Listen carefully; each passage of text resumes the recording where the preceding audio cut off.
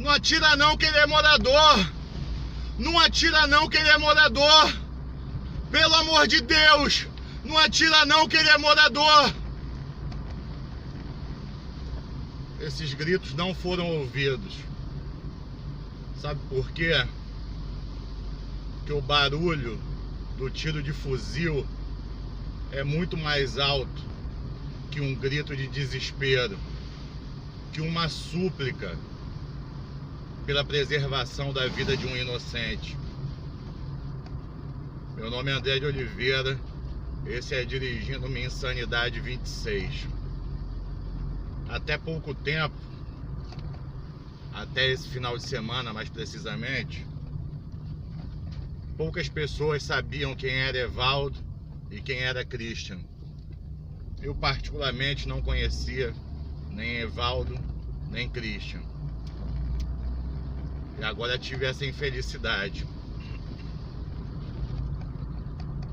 A cidade do Rio de Janeiro passa por uma intervenção do Exército nas ruas. E em 3 dias de trabalho, que tecnicamente deveriam servir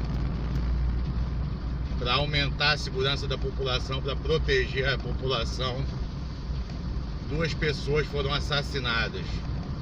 Primeiro, Christian, rapaz de 17 anos, que concluiu antes do tempo o ensino médio e cuja mãe não tinha dinheiro por estar desempregada para realizar o sonho desse jovem, que era cursar o ensino superior.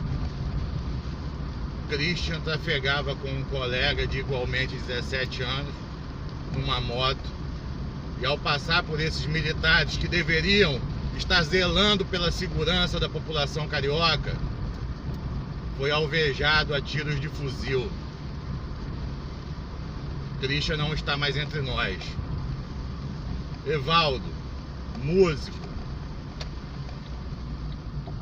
pai de uma criança de 7 e de outro de 13 anos, estava com o sogro e com a esposa no carro, trafegando pela área da Vila Militar, no Rio de Janeiro. O carro foi confundido com um carro de bandidos, tecnicamente. Pelo menos é essa a justificativa que foi dada. 80 tiros de fuzil foram disparados contra o carro de Evaldo. Repito, 80 tiros de fuzil foram disparados contra o carro de Evaldo. Mais uma vez, 80 tiros de fuzil foram disparados contra o carro de Evaldo, músico, trabalhador, pai de 2 filhos, deixou uma esposa, um sogro e este filhos órfãos. Por quê? Porque você, eleitor do Bolsonaro, você merece nesse momento não as minhas lágrimas. Quem merece minhas lágrimas é Evaldo e Christian. Você, eleitor de Bolsonaro, merece, ó, meu aplauso. Sabe por quê? Você pediu o exército nas ruas. Você queria o exército nas ruas.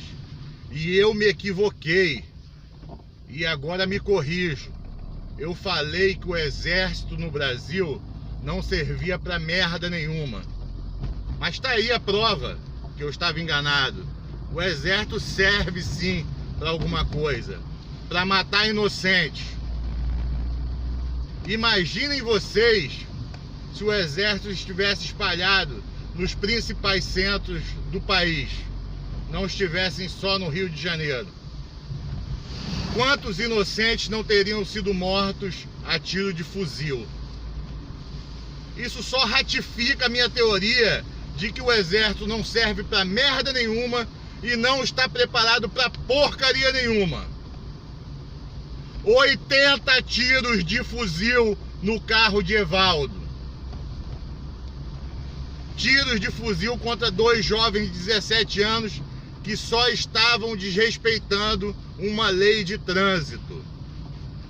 Segundo o depoimento prestado pelos militares que assassinaram Christian e balearam o amigo no braço, essa moto em que Christian estava de carona teria tentado atropelar os militares e por isso eles atiraram com fuzil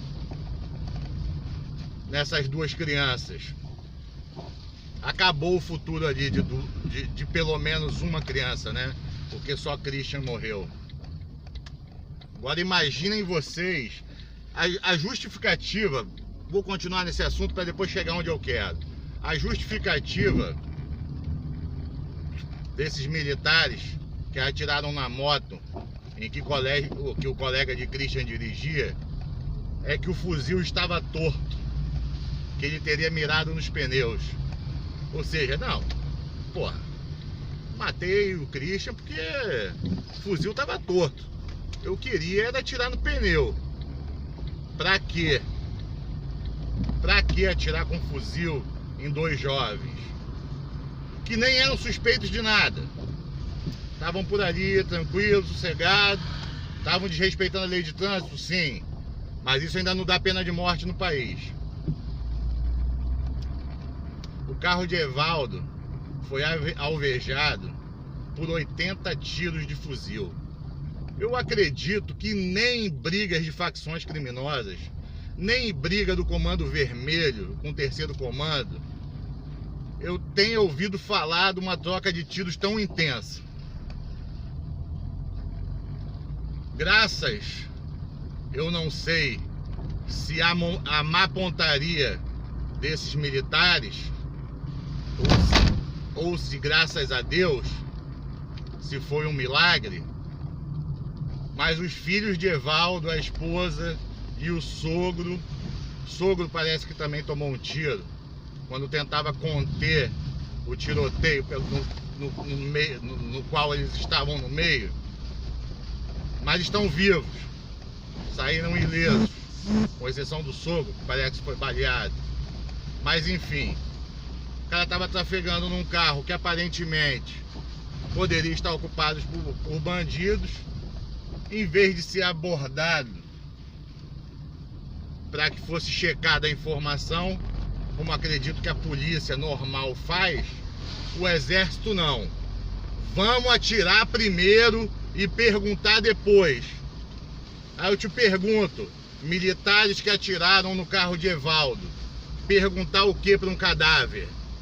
O que esse cadáver tem a te responder? Pausa para acender o cigarro. Mas eu vou ser repetitivo quando depois que acender.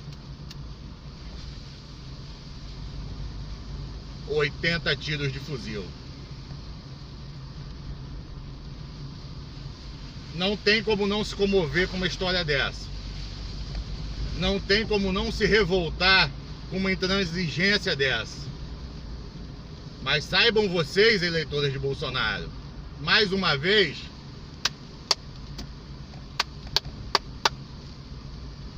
palma para vocês. Vocês, primeiramente, falaram que eram robôs do Bolsonaro. Achei legal, sensacional, né? Eu sou o robô do Bolsonaro. Depois, eu tenho um político de estimação. Beleza? Vocês elegeram esse político de estimação. E agora, eleitores do Bolsonaro, parabéns! Vocês adquiriram mais uma conquista. Genocidas de estimação. Militares dizimando o próprio povo, honesto, trabalhador. Não pegaram nenhum bandido. Mataram 2 inocentes em 3 dias. 80 tiros. Nunca se esqueça disso. Essa merda pode não ser assistida por ninguém, mas isso não vai sair da minha cabeça, assim como nunca saiu o assassinato do índio Galdino queimado em Brasília. Inclusive, um dos responsáveis por esse assassinato do índio Galdino foi colaborador e coordenador da campanha do seu candidato, eleitor de Bolsonaro. Eles mataram um índio queimado sem motivo nenhum, para comemorar o dia do índio. Tá chegando aí o dia do índio novamente. Bolsonaro vai matar mais índio? Os correligionários dele vai matar mais índios? Vamos ter mais casos de Galdino no Brasil? Eu nunca esqueci disso. E eu era um pré-adolescente. E agora eu nunca vou esquecer. E vou repetir mais uma vez para que outras pessoas não esqueçam disso comigo. 80 tiros num cidadão de bem. 80 tiros de fuzil. Tá aí o que vocês queriam, eleitores de Bolsonaro. Seu exército genocida de estimação. Algum de vocês tem coragem de consolar a mãe de Christian? Algum de vocês tem coragem de consolar a viúva e os filhos de Evaldo? Não, não tem. Mas vocês conseguiram o que vocês queriam. Hoje, por um descontrole emocional, eu fui argumentar e falar do ocorrido com um eleitor de Bolsonaro. Ele teve a audácia de me responder: foram 2 equívocos, a coisa vai melhorar. Eu acho que essa afirmação dele não merece comentários, então eu não vou tecê-los. Vou mudar de assunto aqui radicalmente. Passeando pelo meu Facebook hoje, vi uma postagem de um grande amigo meu, parceiro, toca black pra mim, Rodrigão, revoltado com um tweet de Roger, do Traje a Rigor. Eu até tinha gravado um vídeo de manhã, porque eu não tive tempo, antes de sair pro trabalho, de ler a matéria inteira e de ler o tweet inteiro. Então eu peço perdão pelo que eu apaguei. Eu não vou publicar, é impublicável o que eu havia falado, porque eu estaria indo contra os meus princípios e estaria sendo inconsequente, que eu não tinha lido a postagem inteira, não tinha lido o tweet inteiro e tampouco a reportagem com a devida atenção, mas eu o fiz no trabalho, antes do meu horário de expediente, e decidi deletar o vídeo, porque ele estava equivocado, eu seria leviano se publicasse. Essa não é a minha intenção.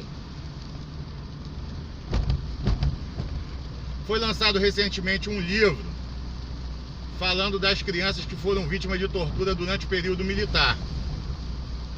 Até então, eu achei que Roger, do Traje a Rigor, só havia falado que a culpa dessas crianças terem sido torturadas era dos pais. Até aceito essa possibilidade, desde que ela termine aí. A culpa dessas crianças terem sido torturadas foi dos pais. Realmente, isso é verdade, que os pais eram pessoas que não compactuavam com as ideias militares, não compactuavam com as ideias da ditadura, lutavam contra esse sistema imposto após o golpe militar e foram punidos, sumiram, foram mortos, torturados, enfim. E essas crianças, consequentemente, por serem filhos desses ditos reacionários, teriam sido punidos também. O que não justifica, mas dá para entender. Então desenvolvi toda uma ideia de que o contexto político facilitava esse tipo de interpretação. Afinal de contas, com liberdade de expressão cerceada, democracia inexistente, pessoas que iam contra as ideias da ditadura eram punidas, levando em consideração o contexto da época, tá, gente? Não o contexto de agora. Então era mais do que natural aceitar a ideia de que essas crianças teriam sido torturadas em função dos pais. É duro de dizer isso, porque nós sabemos o que foram as torturas na época militar, mas dava para aceitar a ideia de que elas teriam sido torturadas porque os pais eram tidos como revolucionários, comunistas, iam contra os ideais da ditadura. Repito, levando em consideração o contexto da época e não o contexto atual. Porém, após entrar no tweet de Roger, eu percebi que ele não parou por aí, falando somente que elas haviam sido presas e torturadas pelos pais. Mas sim, é até duro dizer isso, porque os pais teriam conspirado contra o Brasil. Então, A frase completa de Roger no seu tweet era: essas crianças foram presas e torturadas por causa de seus pais, que conspiraram contra o Brasil. Veja bem, vamos analisar o tipo de conspiração que esses pais fizeram. Eles lutavam pela democracia, lutavam pela liberdade de expressão, lutavam por tempos melhores, pelo fim da opressão, pelo fim da liberdade, pela preservação da liberdade de manifestação intelectual, de expressão, de religião. Ou seja, opor-se à ditadura era uma contravenção gravíssima. E Roger teve a audácia de falar que essas crianças foram torturadas porque os pais conspiraram contra o Brasil. Perdão, mas eu preciso beber uma água, que eu tô com a boca seca. Isso me deixa com a boca seca. Quando eu estava no ensino médio, não sei precisamente em qual série, primeiro ou segundo colegial, me propuseram que eu fizesse um teste de QI. E desde jovem eu nunca acreditei nisso. Eu fiz o teste de QI e, levando em consideração a nota média da minha turma, fiz isso paralelo a um teste vocacional, tá, gente? Levando em consideração a média da minha turma, o meu resultado de QI estava bem acima da média e bem acima do segundo maior QI da sala. E eu tenho certeza que tinha pessoas mais inteligentes que eu que estudavam comigo. Mas enfim, meu QI deu entre 158 e 160. Cara, não me senti mais inteligente por causa disso. Não me senti melhor que ninguém da minha sala. Foi uma coisa que pontualmente eu fiz ali. Não levei a sério porque o teste vocacional deu que eu deveria ser advogado. Também não levei a sério porque nunca foi pretensão nenhuma minha ser advogado. Fiz jornalismo, fiz letras, coisas que eu queria fazer. Graças a Deus eu tive em casa pais que me apoiaram e me deram liberdade para escolher meu curso superior, desde que eu estivesse feliz com isso. Porque a realidade que a gente percebe atualmente é que os jovens são obrigados a fazer cursos superiores ditos de prestígio, como medicina, direito, para simplesmente satisfazer o ego dos pais, ou porque os pais já exercem essas profissões. Mas enfim, aonde eu quero chegar? Meu QI deu entre 158 e 160. Falei, caramba, não me sinto mais inteligente por isso. Roger, do Ultraje a Rigor, vocês podem pesquisar isso, mas eu não tenho certeza qual é o QI dele. Mas o QI dele é mais alto que o QI da Madonna.